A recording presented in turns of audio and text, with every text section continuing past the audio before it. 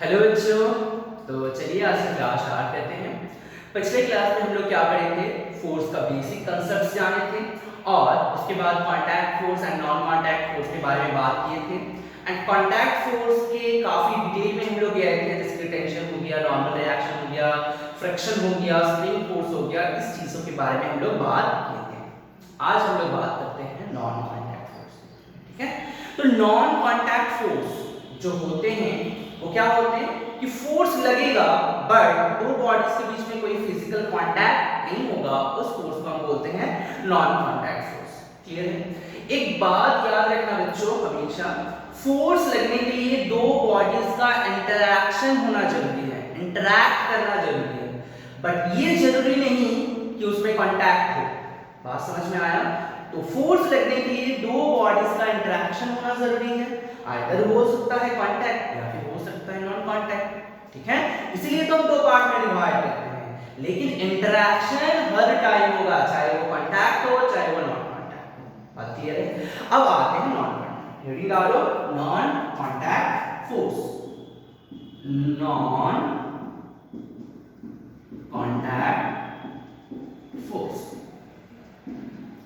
देखो बच्चों, बात ये है कि ये सब जो नॉन कांटेक्ट फोर्सेस हैं, जैसे electrostatic force, magnetic force and gravitational force के बारे में हम लोग ज्यादा बातें नहीं करेंगे, क्योंकि ये अपने आप में बहुत बड़ा चैप्टर्स होते हैं, तो सारा चीजें जो है वो विद इन 5 मिनट बताना पॉसिबल नहीं होता है।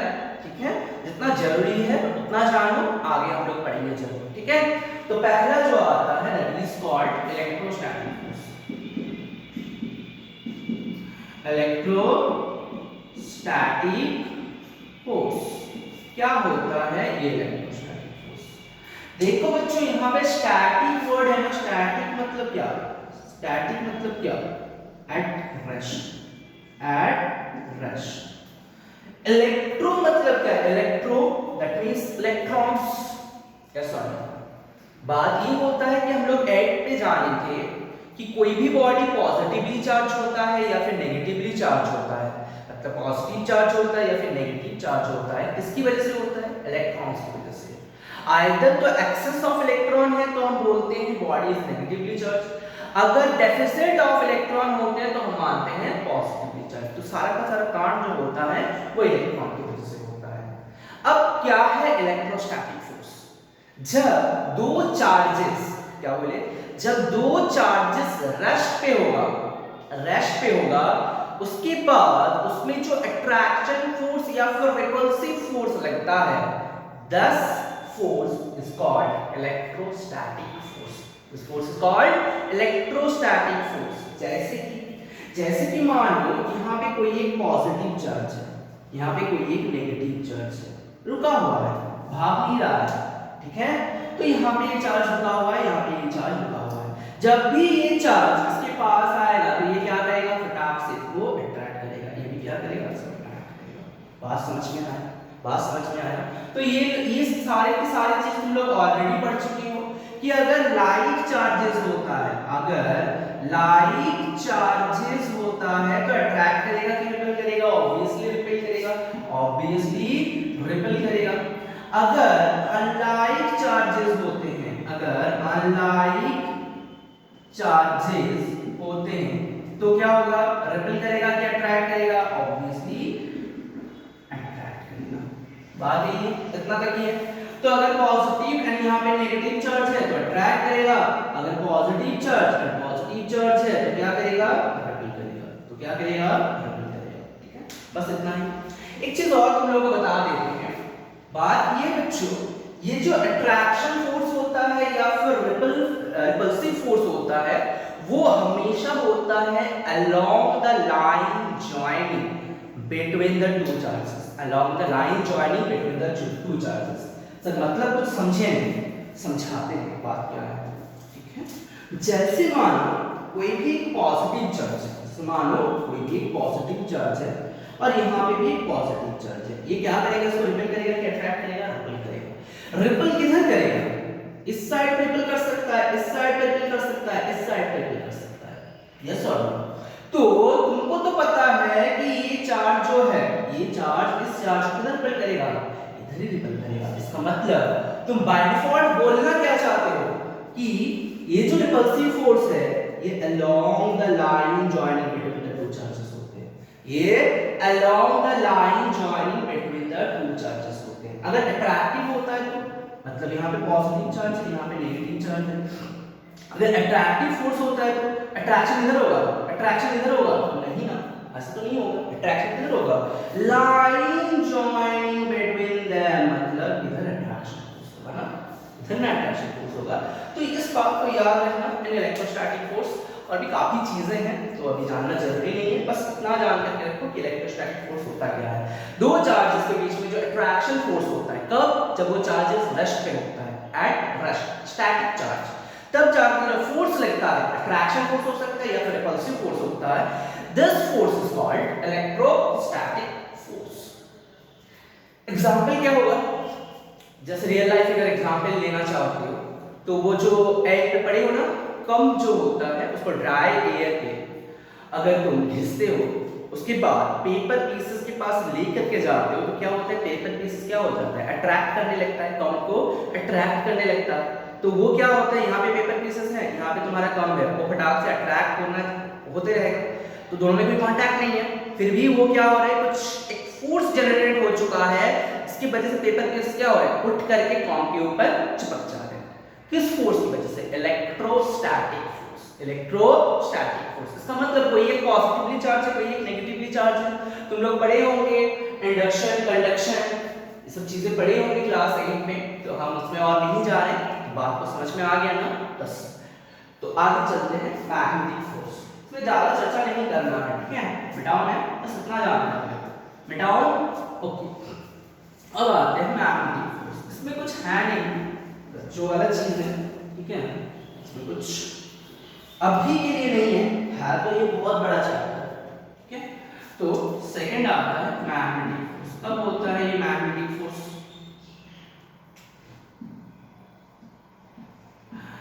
मैग्नेटिक फोर्स कब आता है बच्चों ये मैग्नेटिक फोर्स? जब दो बार मैग्नेट को आपने ले लिए, north pole and south pole, और यहाँ पे south pole and north pole, या फिर यहाँ पे नॉर्थ पोल साउथ पोल, यहाँ पे south pole, sorry north pole and south pole, north pole and south pole, या फिर यहाँ पे नॉर्थ पोल साउथ पोल, यहाँ पे एक मैग्नेटिक सब्सटेंस। तो यहाँ पे क्या होगा, दोनों बार मैग्नेट के बीच में, दोनों बार मैग्नेट के बीच में जो अट्रैक्टिव फोर्स होता है, या फिर बोल सकते हो दोनों बार मैग्नेट के बीच में जो रिपल्सिव फोर्स होता है, या फिर बोल सकते हो एक बार मैग्नेट मैग्नेटिक सब्सटेंस को जिस फोर्स की वजह से खींचता है, उस फोर्स को बोला जाता है उस फोर्स को बोला जाता है मैग्नेटिक फोर्स। उस फोर्स को कहा जाता है मैग्नेटिक फोर्स, जो कि अट्रैक्शन फोर्स भी हो सकता है या फिर रिपल्सिव फोर्स भी हो सकता है। बस बात यही है कि लाइक फोर्स जो है हमारा वो हमेशा क्या करेगा, रिपल करेगा। अलाइक पोल अगर होता है तो क्या करेगा, अट्रैक्ट करेगा। बस इतना ही जानना है, अभी कुछ जानना नहीं है, ठीक है।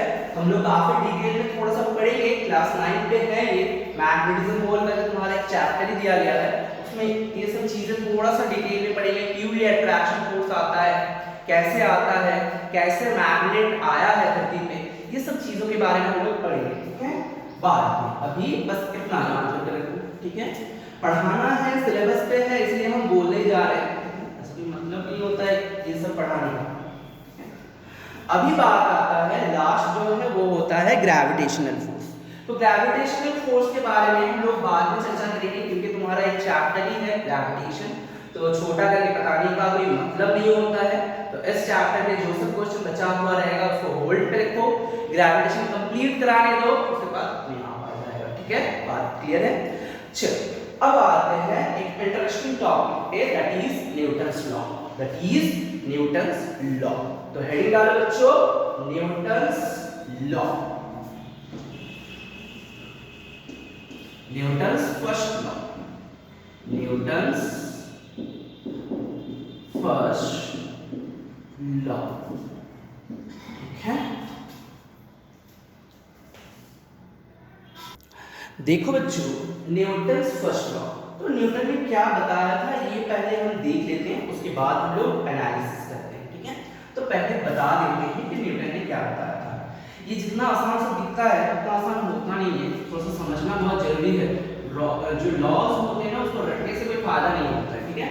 तो पहला बात ये बताया था कि if a body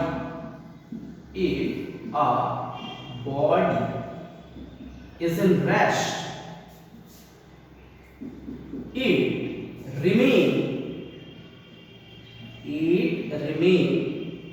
at rest until and unless an external force applied on it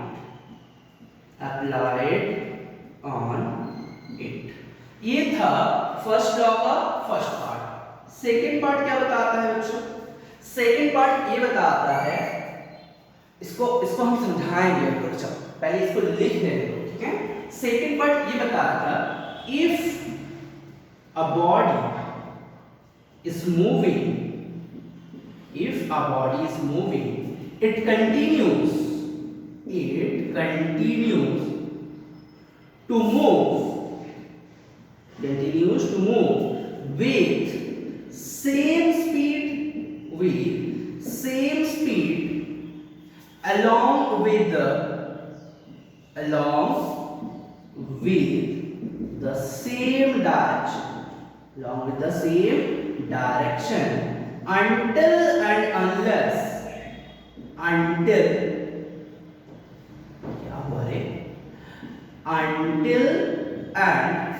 unless an external force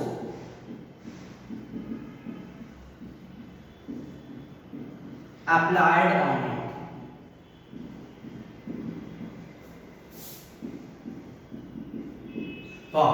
इतना कुछ बोल दिया न्यूटन से ले, हाँ इतना कुछ बोल दिया। देखो ये है उसका लॉ, ये बताया था न्यूटन साहब ने, ठीक है। ये बता के चला गया कि कोई भी बॉडी अगर रेस्ट पे होता है तो उसकी चाहत होता है कि वो रेस्ट पे ही रहे। कोई भी बॉडी अगर रेस्ट पे होता है तो उसका चाहत होता है कि हम रेस्ट पे ही रहे। और कोई भी बॉडी अगर मोशन पे है, कौन सा motion? Uniform speed and with the same direction. अगर इस स्पीड से वो जाता रहे या फिर जो भी बोलो, तो उसका चाहत होता है कि उसी स्पीड को कंटिन्यू करे एंड उसी डायरेक्शन पे वो ट्रैवल करता जाए। ये था न्यूटन का लॉ, ठीक है। अब इसको समझते हैं, ये कैसे बता दिया था। तुम लोग भी बता सकते हो, ऐसा नहीं है, इसका मतलब तुम न्यूटन नहीं बन जाओगे, ठीक है। इसका एनालिसिस बहुत बाद में आया है। देखो बच्चों, बात ये है कि दोनों में एक चीज लिखा हुआ है, until and unless an external force applied on it, until and unless an external force applied on it। इसका मतलब हम क्या कंक्लूड कर सकते हैं कि उसमें कोई फोर्स लग नहीं रहा है, उसमें F net 0 है। ये कंडीशन तब वैलिड होगा जब उसमें F net फोर्स 0 है, तब वो बॉडी क्या है? रेस्ट पे है। तो अनंत काल तक वो क्या ट्राई करेगा? रेस्ट पे ही रहेगा। क्लियर? अगर कोई बॉडी मोशन पे होता है और उसमें नेट फोर्स 0 होता है, तब जा करके क्या होगा? वो बॉडी कंटिन्यू उसी स्पीड से उसी डायरेक्शन पे मूव करता चला जाएगा। ये था न्यूटन का लॉ। अब इसको समझते हैं। तो दोनों में एक चीज कॉमन है कि F net भाई 0 हो रहा है। F net क्या हो रहा है? 0 until and unless an external force applied on it। मतलब बाहर से कोई फोर्स नहीं लगा रहे, मतलब अल्टीमेटली उस बॉडी के ऊपर नेट फोर्स क्या हो रहा है? 0 हो रहा है। तो अगर F net is equals to 0 होता है, ठीक है, F net अगर तुम्हारा 0 होता है तो क्या क्या कंडीशन हो सकता है तुम खुद सोचो। अगर F net 0 है, अच्छा एक चीज बच्चों को बोलना चाहते हैं, एक चीज तुम याद रखना बच्चों कि फोर्स जो होता है ना, force is equals to mass into acceleration होता है। बोर्ड दिख रहा है ना? Force is equals to mass into acceleration होता है। ये अगले चैप्टर पे, अगले लॉ पे हम तुमको प्रूव करा देंगे। फॉर द टाइम बिंग तुम ये मान करके रखो कि एक्सीलरेशन तब तक नहीं आएगा, एक्सीलरेशन तब तक नहीं होगा कोई भी बॉडी के ऊपर जब तक कि तुम फोर्स अप्लाई नहीं करोगे। जब तक कि तुम उस पे फोर्स अप्लाई नहीं करोगे तब तक कोई भी बॉडी के अंदर acceleration is not possible. Clear? And force कितना होता है? Force is equals to m into a होता है। फॉर द टाइम बीइंग तुम इसको मान लो, हम आगे जाकर समझाते हैं ये कैसे आ रहा है। ठीक है, ये चीज याद होनी चाहिए, F is equals to m। ठीक है, अदरवाइज बहुत दिक्कत होगा ये चैप्टर को समझने में। ठीक है, हम आते हैं इसमें। ठीक है, तो याद रखना force is equals to mass into acceleration. ठीक है, अब देखो बच्चों, अगर तुम्हारा F net is equals to 0 होता है तो कौन कौन से कंडीशन पे F net 0 हो सकता है? अगर F net 0 है तो उसका एक्सीलरेशन क्या होना चाहिए? अगर F net 0 है तो उसका एक्सीलरेशन क्या होना चाहिए? 0 होना चाहिए। यस और नो? तो तुमको ये बताया ना कि F net is equals to होता है ma। अगर F net 0 है, मास तो 0 नहीं हो सकता है, इसका मतलब एक्सीलरेशन क्या है बच्चों? 0 है। इसका मतलब एक्सीलरेशन क्या है? 0 है। तो अगर F net 0 होता है तो एक्सीलरेशन 0 होगा। इसका मतलब अगर कोई एक्सटर्नल फोर्स हम अप्लाई नहीं करते, दोनों में ही एक्सटर्नल फोर्स की बात किया गया है, इसका मतलब अगर हम एक्सटर्नल फोर्स अप्लाई नहीं करेंगे तो क्या होगा? F net 0 होगा। अगर F net 0 होता है तो एक्सीलरेशन 0 होगा। यस और नो? अब तुम मुझे बताओ कि ऐसा तुम्हारे पास कौन कौन सा कंडीशन है जहां पे एक्सीलरेशन 0 होता है? तुम्हारे पास ऐसा कौन कौन सा कंडीशन है जहां पे एक्सीलरेशन 0 होगा? अच्छा, अगर हम यहां पे चुपचाप से खड़े रहे, रेस्ट पे रहे, तो मेरा एक्सीलरेशन क्या होगा भाई? 0 ना होगा। मेरा एक्सीलरेशन कितना होगा? 0 होगा। तो यहां से हम एक कंडीशन बोल सकते हैं कि when a body is in rest, तब हो सकता है ऐसा। और कब एक्सीलरेशन 0 होता है बच्चों?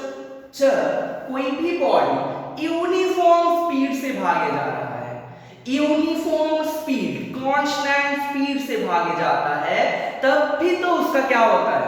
एक्सीलरेशन 0 होता है। एक्सीलरेशन क्या होता है? 0 होता है। यस और नो? तो क्या होगा? क्या बोल सकते हैं कि जब भी कोई बॉडी का वेलोसिटी इज यूनिफॉर्म वेलोसिटी से भागेगा तब उसका एक्सीलरेशन क्या होगा? 0 होगा। Am I clear? वेलोसिटी मतलब वेलोसिटी इसीलिए बोल रहे हैं कि उसका जो स्पीड है वो कांस्टेंट है and at a particular direction, एक पर्टिकुलर डायरेक्शन पे हो रहा है, तब उसका एक्सीलरेशन क्या होगा? 0 होता है। यस और नो? तो एक्सीलरेशन 0 कब होता है? जब वेलोसिटी क्या है? वेलोसिटी जो है वो यूनिफॉर्म है। अच्छा बच्चों, वेलोसिटी यूनिफॉर्म मतलब क्या? वेलोसिटी यूनिफॉर्म मतलब क्या? Constant speed is constant and direction क्या हो रहा है? चेंज हो रहा है क्या? नहीं। तो क्या बोल सकते हैं? With same speed and same direction बोल सकते हैं।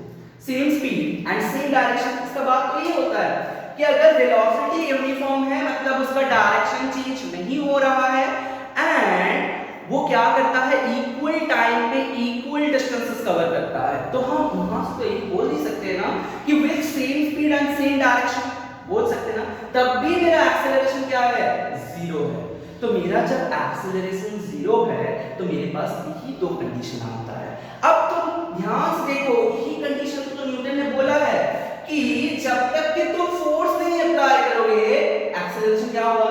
0। इसका मतलब आइदर तो बॉडी रेस्ट पे हो सकता है या फिर बॉडी क्या होगा? With same speed and same direction पे मूव करता जाएगा। यस और नो? यही बात तो न्यूटन ने लिखा है। यस और नो? बात समझ में आया कि नहीं आया? क्लियर हुआ? एक बात और, पता क्लियर है? तो बॉडी अगर रेस्ट पे है तो रेस्ट पे ही रहेगा जब तक कि तुम एक्सटर्नल कोई एक फोर्स अप्लाई नहीं करोगे। और ये बात को तो हमको समझ में आता है कि बॉडी अगर रेस्ट पे है, मिटाऊं मैं इसको? मिटा सकता हूं, इधर मिटा, ठीक है? लिख लिया ना सब ये, ठीक है। अब देखो अगर कोई भी बॉडी रेस्ट पे है, चुपचाप से खड़ा है, तो हम लोगों को क्या पता होता है कि उसके ऊपर नेट फोर्स क्या होता है, जीरो हो जाता है। अब एक बॉडी है, ये रेस्ट है, तो इसके ऊपर नेट फोर्स क्या है, जीरो, ठीक है। तो इसके ऊपर अगर नेट फोर्स जीरो होगा तो ये अनंत काल तक रेस्ट पे ही रहेगा। अगर तुमने एक एक्सटर्नल फोर्स अप्लाई किए तब जाकर के इसका स्टेट चेंज होगा, वो रेस्ट से मोशन आएगा। तो रेस्ट से मोशन आने के लिए तुमको क्या करना जरूरी है, फोर्स लगाना जरूरी है। वही तो न्यूटन ने कहा कि जब तक फोर्स नहीं लगाओगे तब तक वो मोशन पे आएगा नहीं, क्लियर है। तब तक वो किसमें रहेगा, रेस्ट पे ही रहना चाहेगा, क्लियर।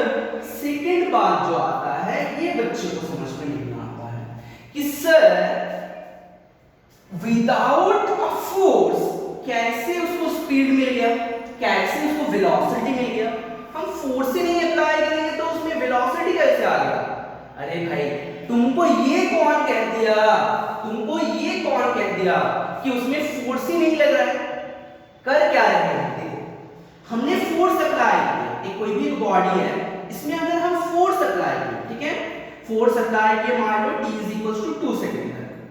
ध्यान से सुनना क्या बता रहा है, फोर्स लगाया इसके ऊपर t 2 सेकंड तक, उसमें एक्सीलरेशन आएगा, यस और नो, उसमें एक्सीलरेशन आएगा, आएगा, उसमें वेलोसिटी आएगा, स्पीड आएगा, यस और नो, स्पीड आएगा। अब क्या करिए, जब तक फोर्स है, जब तक फोर्स है तब तक एक्सीलरेशन है, जब फोर्स देना बंद कर दो एक्सीलरेशन क्या हो जाएगा, नहीं होगा।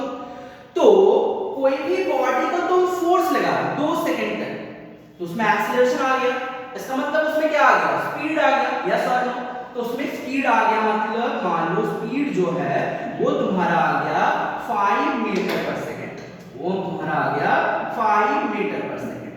अब तुमने फोर्स देना बंद कर दिया, अब तुमने फोर्स देना बंद कर दिया, क्या होगा, अब इसमें एक्सीलरेशन और आएगा नहीं। अगर एक्सीलरेशन नहीं आएगा तो बॉडी का स्पीड कहां तक पहुंचा, 5 मीटर पर सेकंड पे पहुंचा ना, तो उसी स्पीड को वो क्या करेगा, कंटिन्यू करेगा, उसी स्पीड को क्या करेगा, वो कंटिन्यू करेगा, क्योंकि और कोई फोर्स है नहीं, कोई उसको अपोज भी नहीं कर रहा है, कोई उसको एक्सीलरेट भी नहीं कर रहा है। बात समझ में आ रहा है ना। तो ये 5 मीटर पर सेकंड उसको रफ्तार मिल गया और वो उसी स्पीड से जाता हुआ रहेगा। इसका मतलब क्या बोल सकते हैं, ये एक बॉडी है, ये 5 मीटर पर सेकंड इसका स्पीड है, तो ये जा रहा था इधर और तुमने अचानक से फोर्स देना बंद कर दिया, तब उसका रफ्तार क्या था, 5 मीटर पर सेकंड। अब सोच करके देखो, यहां पे ऐसा कोई फोर्स नहीं है जो इसको अपोज कर रहा है, यहां पे ऐसा कोई फोर्स नहीं है जो इसको एक्सीलरेट कर रहा है, यहां पे ऐसा कोई फोर्स नहीं है जो इसका डायरेक्शन चेंज कर सके। अब आई क्लियर, यहां पे ऐसा कोई फोर्स नहीं है जो इसका वेलोसिटी को घटा सके, यहां पे ऐसा कोई फोर्स नहीं है जिसका वेलोसिटी को बढ़ा सके, यहां पे ऐसा कोई फोर्स नहीं है जो इसका डायरेक्शन को चेंज कर सके। तो ये करेगा क्या, ये उतना ही स्पीड से घूमता हुआ रहेगा कि उसका ना तो डायरेक्शन चेंज होगा ना तो उसका स्पीड चेंज होगा। अगर F net 0 होता है तो ना तो उसका डायरेक्शन चेंज होगा ना तो उसका स्पीड चेंज होगा। अब फीलिंग आ रहा है कि न्यूटन ने बताया क्या था, अब थोड़ा बहुत फीलिंग आ रहा है ना, क्लियर है ना, समझ में आया।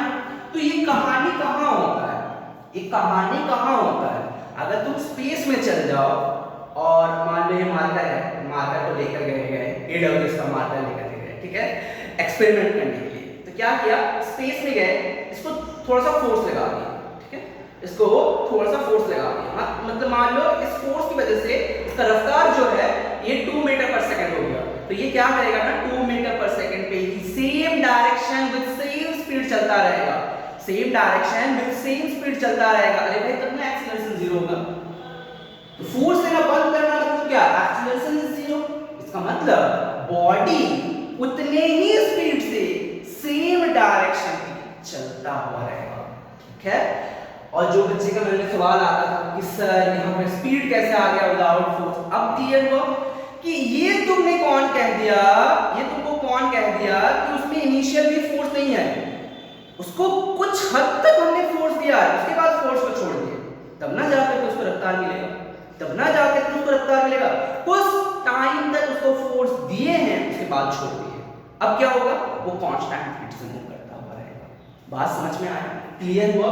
न्यूटन का थोड़ा बहुत फीलिंग आया कि नहीं आया? आया, क्योंकि न्यूटन ने बताया क्या था। Clear?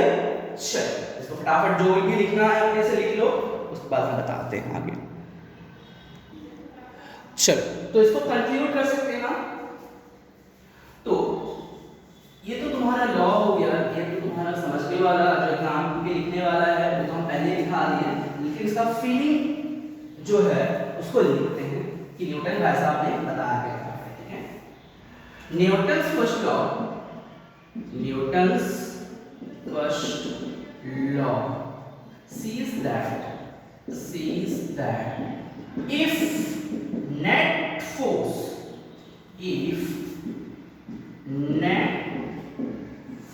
is equals to 0, then पहला कंडीशन आ सकता है कि body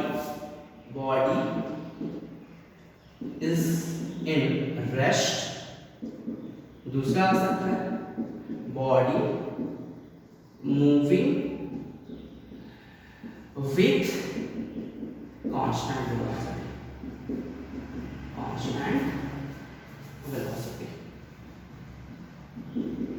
ठीक है, अब बच्चों बात ये है कि इसको दो नाम दे दिया गया है कि नेट फोर्स अगर 0 होता है तो उसको बोलते हैं इक्विलिब्रियम कंडीशन। ठीक है, इस पे ज्यादा जानना नहीं है, बस ये जो रेस्ट वाला कहानी है ना, इसको बोला जाता है स्टैटिक इक्विलिब्रियम, इसको बोलते हैं स्टैटिक इक्विलिब्रियम। और ये जो bodies moving with a constant velocity, यहाँ पे भी तो F नेट 0 हो रहा है, तो यहाँ पे भी तो एक इक्विलिब्रियम आएगा, तो उस इक्विलिब्रियम को बोलते हैं डायनामिक इक्विलिब्रियम, उसको बोलते हैं डायनामिक इक्विलिब्रियम। ठीक है, समझ में आया?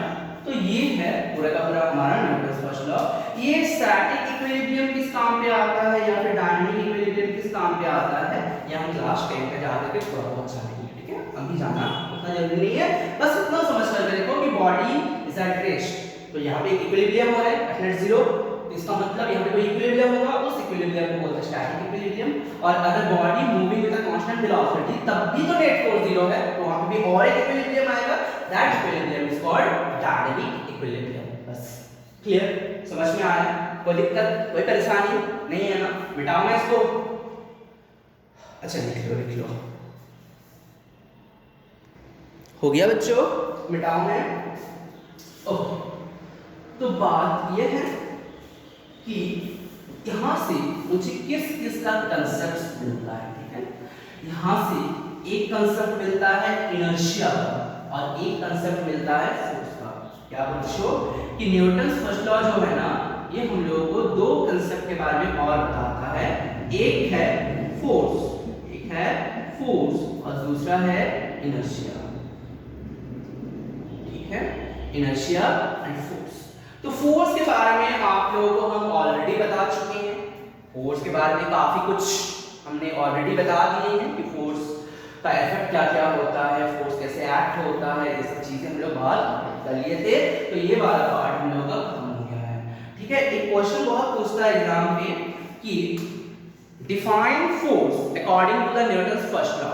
फर्स्ट लॉ से फोर्स का डेफिनेशन लिखो, तो डेफिनेशन क्या होना चाहिए कि फोर्स क्या क्या कर सकते हैं, प्रोड्यूस या फिर trials to produce motion in a body, एक बॉडी को रेस्ट में ला सकता है, कोई भी बॉडी का डायरेक्शन चेंज कर सकता है, and lastly non rest body के लिए एक चीज और होता है, that is shape and size change हो सकता है। तो ये सब सारा कहानी तुमको लिखना है। अगर तुमको बोला जाए कि फोर्स का डेफिनेशन लिखो from Newton's first law, clear? Okay, अब आते हैं इनर्शिया। क्या होता है इनर्शिया? इसको बहुत ध्यान से सुनना, ये बहुत बड़े-बड़े लोग भी ना गलती कर जाते हैं इसमें। ठीक है, इनर्शिया क्या है? ये इनर्शिया कैसे आ गया ये न्यूटन्स फर्स्ट लॉ से? इनर्शिया मतलब ये समझ सकते हो कि अनविलिंगनेस टू चेंज। क्या बोले बच्चों? अनविलिंगनेस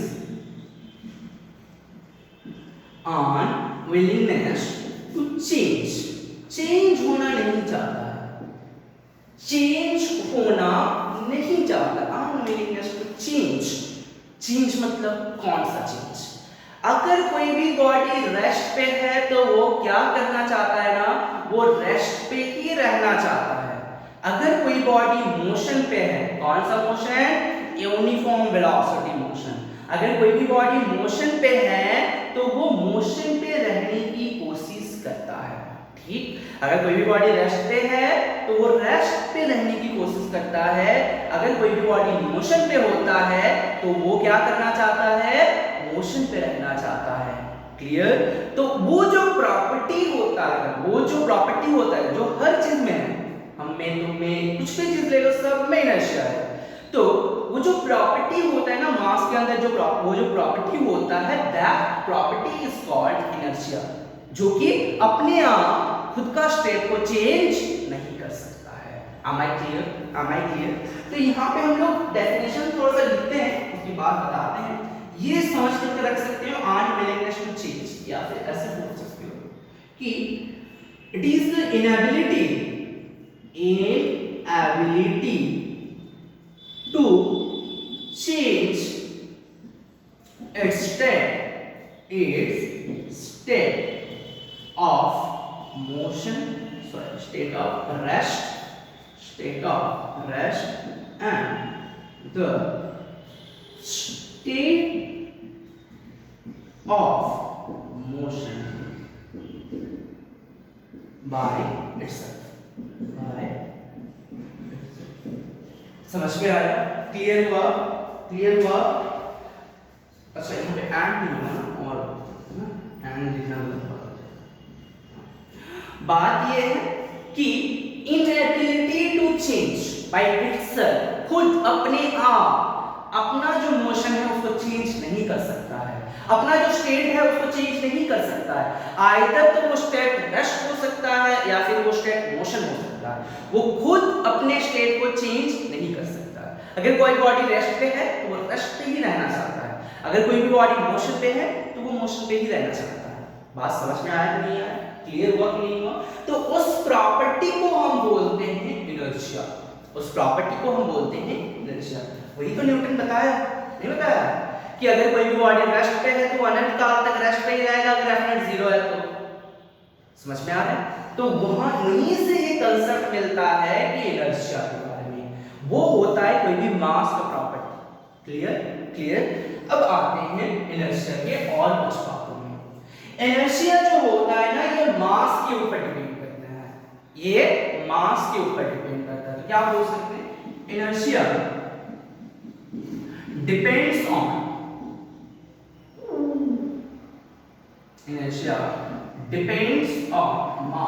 मास के ऊपर ना। मेरा जो इनर्शिया होता है, मेरा नहीं, कोई भी बॉडी का अगर इनर्शिया होता है वो मास के ऊपर डिपेंड करता है।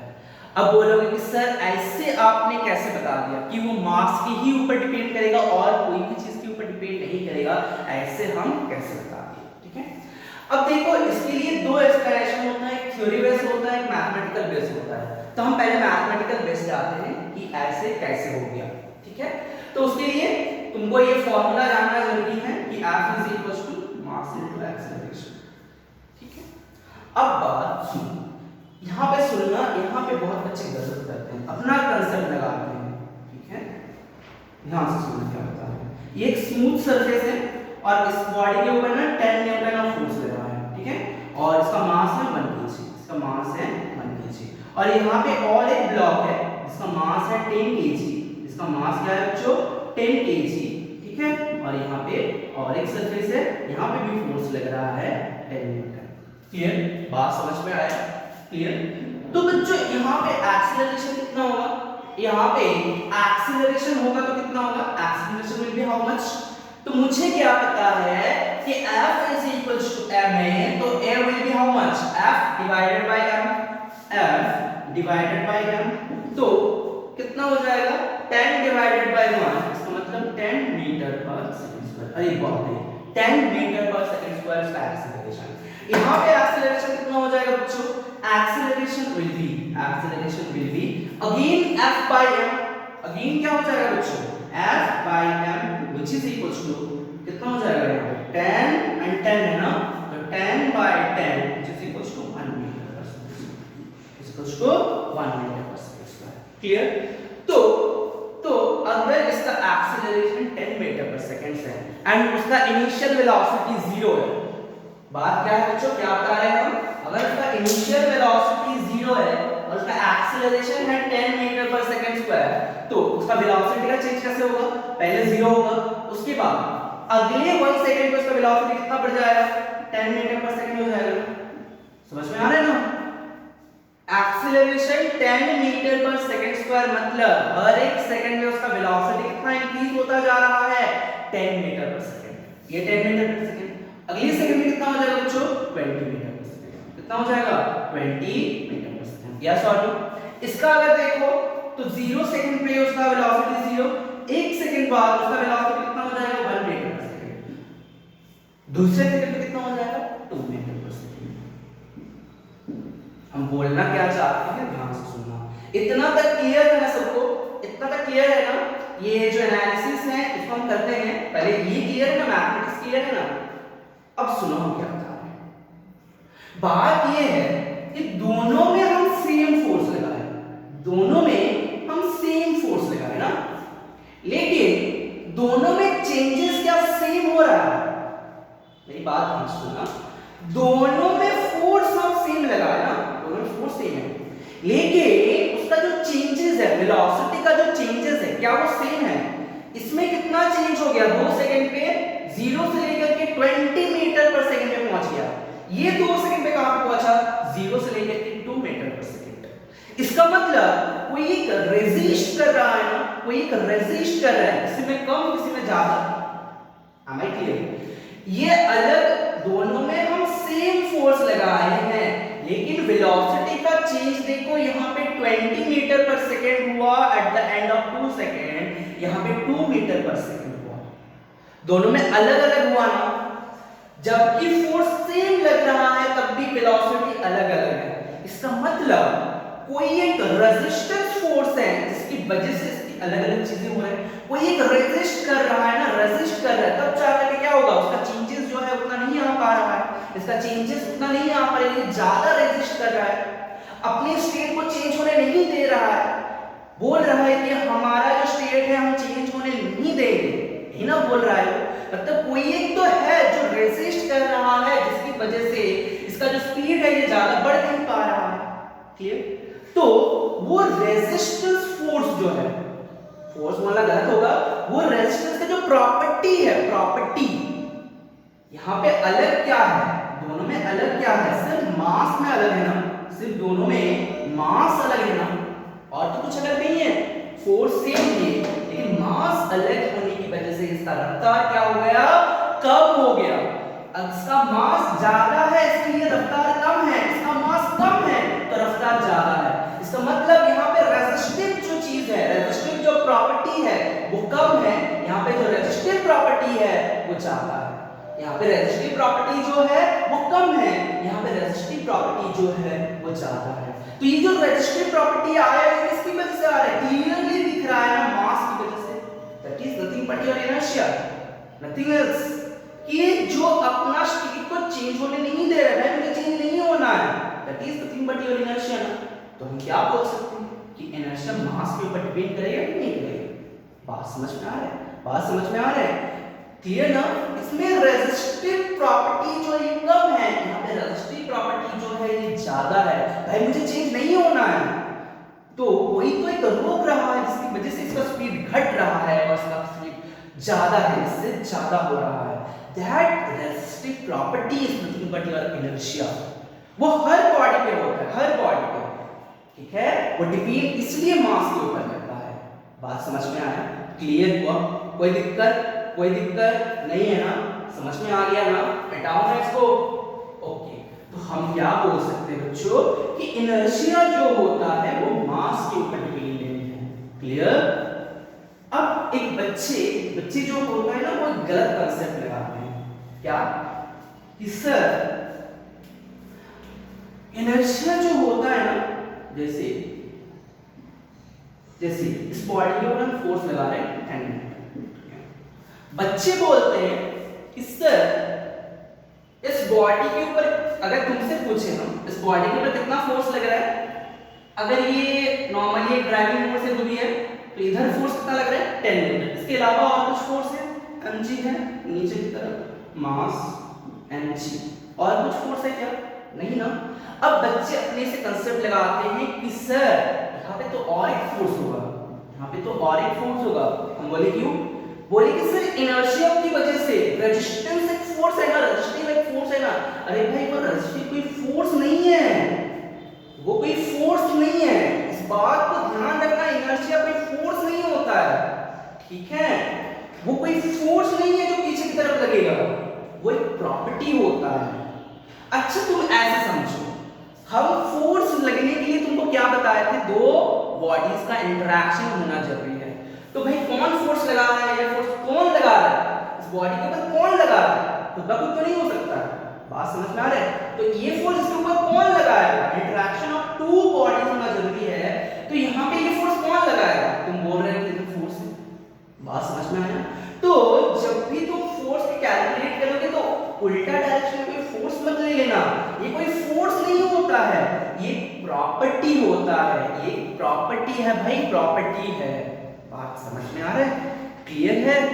तो ये प्रॉपर्टी है, फोर्स नहीं है, रेजिस्टिव फोर्स नहीं है कि तुम एक फोर्स ड्रॉ कर दोगे, इसमें बच्चे गलत कर जाते हैं। ठीक है, बात समझ में आया? इनर्शिया का कांसेप्ट समझ में आया? थोड़ा बहुत भी होता क्या है, थोड़ा बहुत भी होगा तो बहुत है। ठीक है, लोग काफी बताने की सोचे थे, ठीक है, बस इतना तक रखो तो बहुत है। ठीक है, इसके आगे हम लोग देखेंगे। ठीक है, तो इनर्शिया कोई रेजिस्टिव फोर्स नहीं होता है, कोई प्रॉपर्टी होता है। कभी गलती से वो फोर्स ड्रॉ मत कर देना। ठीक है, बात समझ में आया? तो जो कुछ भी लिखना है लिख लो यहाँ तक, उसके बाद हम आगे बढ़ते हैं। तो इनर्शिया जो होता है इसको अगेन दो पार्ट में डिवाइड किया गया है। ठीक है, तो ये समझ में आ गया ना, इनर्शिया डिपेंड्स ऑन मास। ठीक है, समझ में आ गया? अब ये सोचो कि इनर्शिया जो होता है ना, इसको दो पार्ट में डिवाइड कर दिया गया है, inertia of rest and inertia of motion. ये दोनों पार्ट में हम लोग डिवाइड करते हैं। ठीक है, तो लिखो फिर से, इसमें कुछ और है नहीं, अब तुम खुद से एक्सप्लेन कर सकते हो कि इनर्शिया क्या है। ठीक है, इनर्शिया जो होता है इसको फिर से दो पार्ट में डिवाइड किया जाता है, inertia of rest and inertia of motion.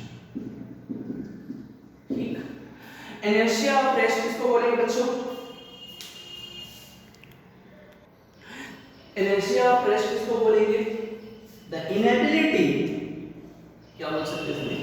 The inability to change its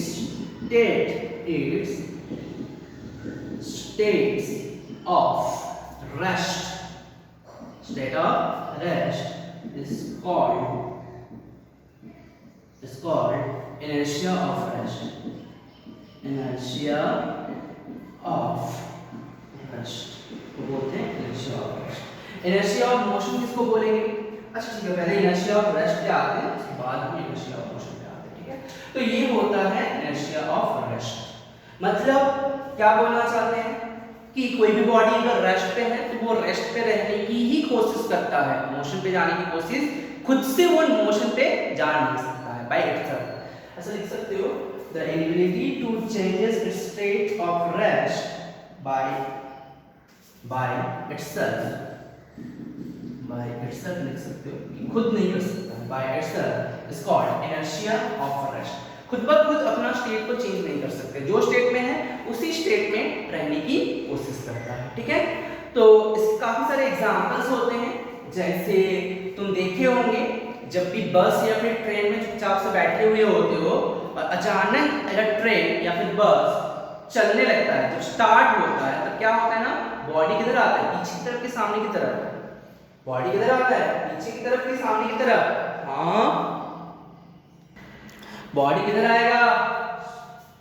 पीछे की तरफ कि सामने की तरफ? ऑब्वियसली पीछे की तरफ। रीजन क्या है?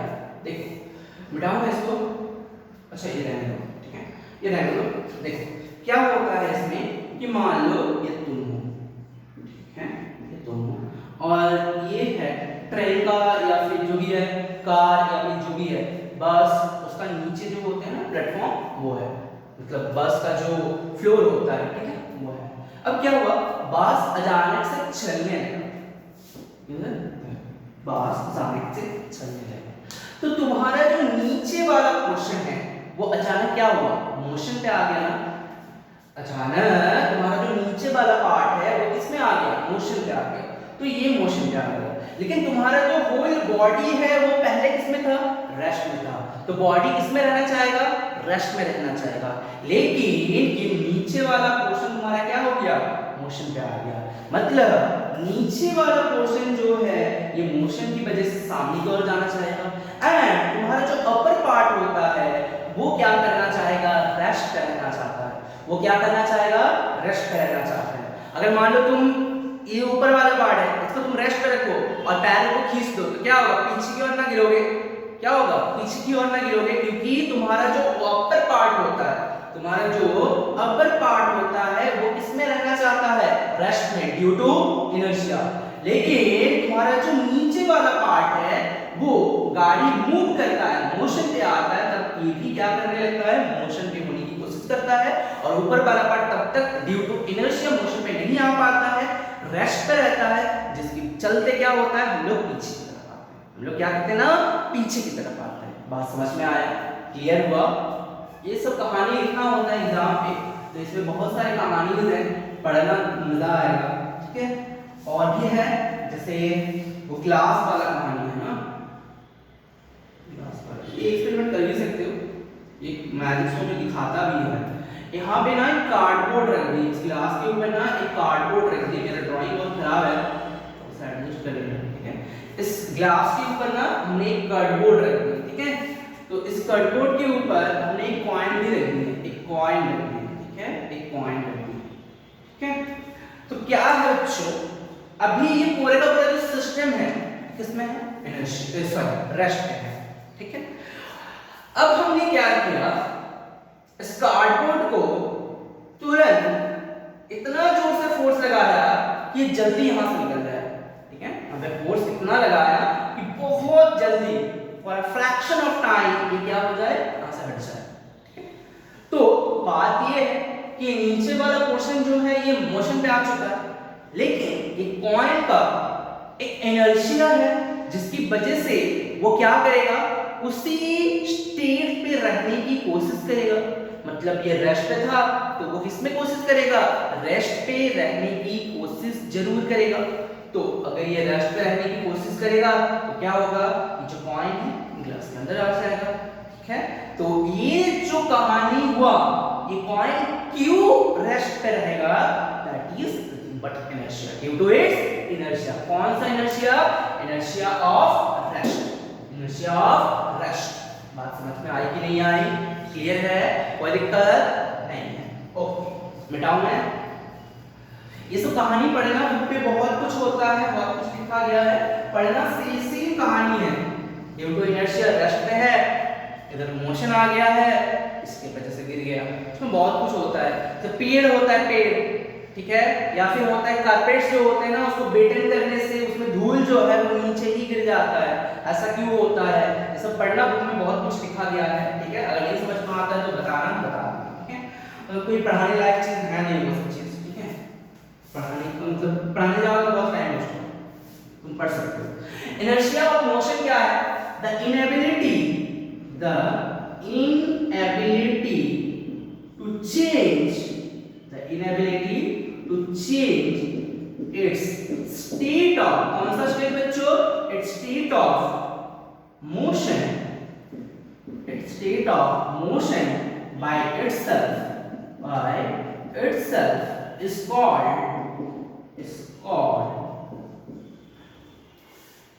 inertia of motion, inertia of motion, ठीक है। Inability to change its states, correct? The inability to change its states of motion by itself is called inertia of motion, inertia of motion, clear? इसका कुछ कहानी बता देते हैं तुम लोगों को। जैसे क्या होता है ना, जब कार या फिर ट्रेन या फिर बस चल रहा है, ठीक है, चल रहा है,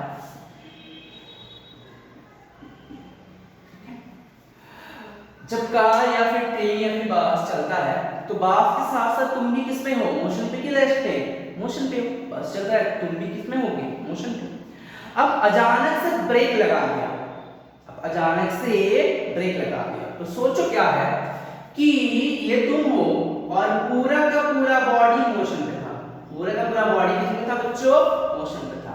अचानक क्या किया, तुम्हारा जो नीचे वाला पार्ट है, कार रुक गया ना, इसका मतलब तुम्हारा जो नीचे वाला पार्ट है ये अचानक से रेस्ट पे आ गया। नीचे वाला पार्ट क्या हो गया, रेस्ट पे आ गया। अब क्या होगा, अब क्या होगा, due to inertia upper part of the body rest पे नहीं आया है, वो क्या होगा, तब भी मोशन पे है, वो क्या है, तब भी मोशन पे है।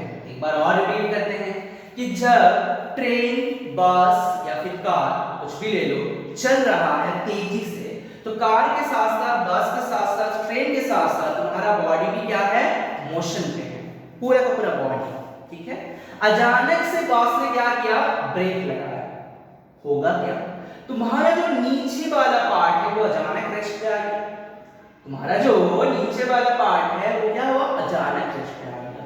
लेकिन अपर part of the body motion पे था ना, पूरा बॉडी मोशन पे था ना, तो क्या होगा, upper part of the body क्या करेगा, तब भी मोशन पे रहना चाहेगा due to inertia of motion, due to inertia of motion.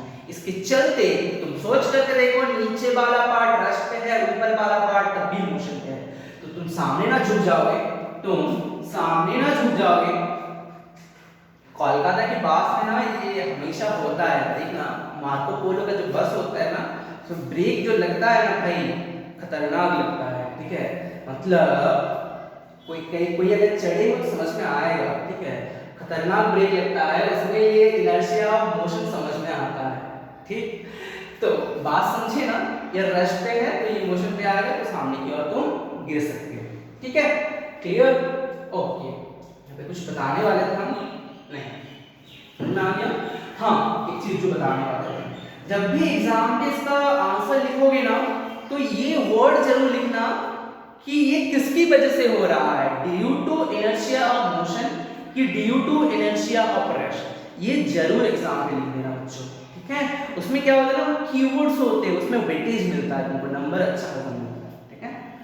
अब बात ये है एक चीज और, जैसे कि क्या बताने वाले थे कोई है, हाँ, जैसे कि हॉकर्स जो होते हैं ना, ट्रेन पे जो हॉकर्स होते हैं वो करते क्या है, देखिए कभी जब रनिंग ट्रेन पे वो उतरते हैं, रनिंग ट्रेन से वो नीचे उतरते हैं तो दौड़ते हैं, वो दौड़ते हैं, रीजन क्या है, देखो जब वो ट्रेन पे था तब प्लेटफॉर्म के हिसाब से वो मोशन पे था कि रेस्ट पे था, जब वो हॉकर ट्रेन पे था तब प्लेटफॉर्म के हिसाब से वो रेस्ट पे था कि मोशन पे था, ऑब्वियसली किस पे था, मोशन पे था।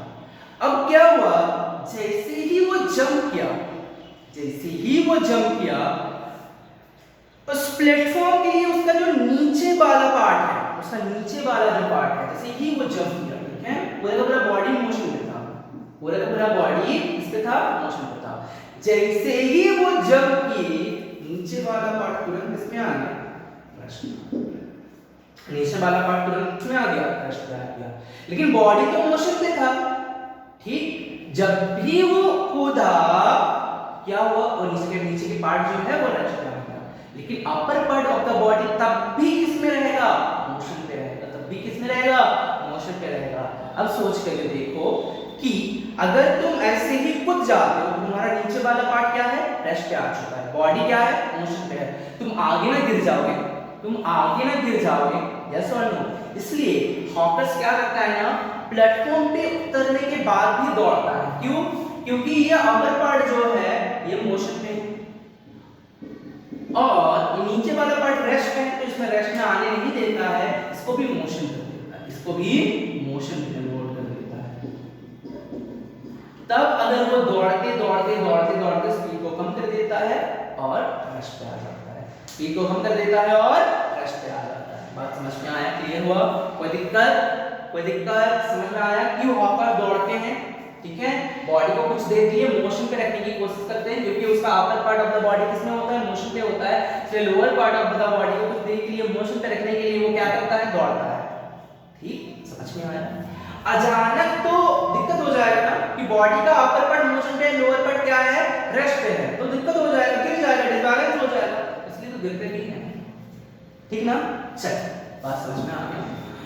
तो ये कहानी है बच्चों, बहुत सारी कहानी है, बुक में पढ़ोगे अच्छा लगेगा, ठीक है, और बहुत सारा है, ठीक है। तो बात ये है कि first law of motion, inertia का कंसेप्ट एंड फोर्स का कंसेप्ट एक खत्म होता है। इसके बाद जो हमारा टॉपिक आएगा that is nothing but your Newton's second law, जो कि हम लोग अगले क्लास में पढ़ने वाले हैं, ठीक है। तो आज के लिए